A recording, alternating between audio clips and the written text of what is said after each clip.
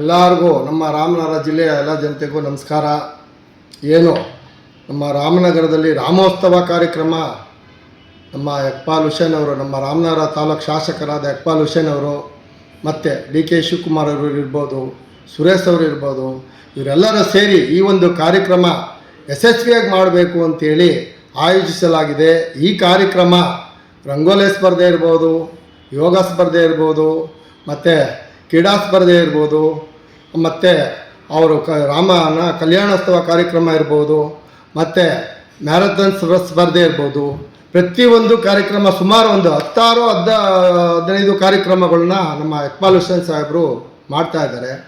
ಮತ್ತು ನಮ್ಮ ಇತಿಹಾಸದಲ್ಲಿ ಇದೇ ಮೊದಲನೇ ಬಾರಿಗೆ ನಮ್ಮ ಏನು ಇವತ್ತು ಮಡಿಕೇರಿಯಿಂದ 3 ಟ್ಯಾಬ್ಲೆಗಳು ತರಿಸ್ತಾ ಇದ್ದಾರೆ. ಅದು ನಾವು ಕಣ್ಣು ತುಂಬ ನೋಡುವಂಥ ಕಾರ್ಯಕ್ರಮ. ಆ ಕಾರ್ಯಕ್ರಮ ಏನಿದ್ರು ನಾವು ಮೈಸೂರು ದಸರಾದಲ್ಲಿ ಮಾತ್ರ ನೋಡಬೇಕಾಯಿತು.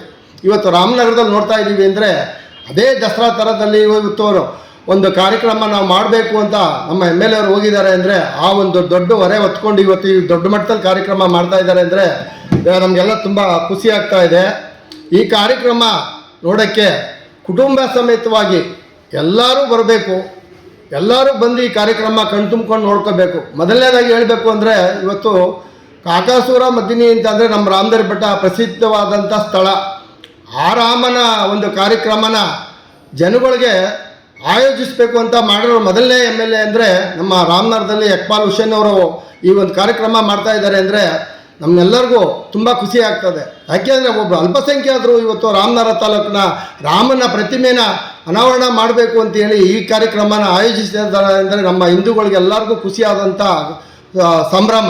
ಈ ಸಂಭ್ರಮಕ್ಕೆ ನಾನು ಬರ್ತೀನಿ, ನೀವು ಕುಟುಂಬ ಸಮೇತವಾಗಿ ತಾವೆಲ್ಲ ಬರಬೇಕು ಅಂತ ಕೈ ಮುಗಿದು ಕೇಳ್ಕೊತೀನಿ. ಜೈ ಹಿಂದ್, ಜೈ ಕರ್ನಾಟಕ.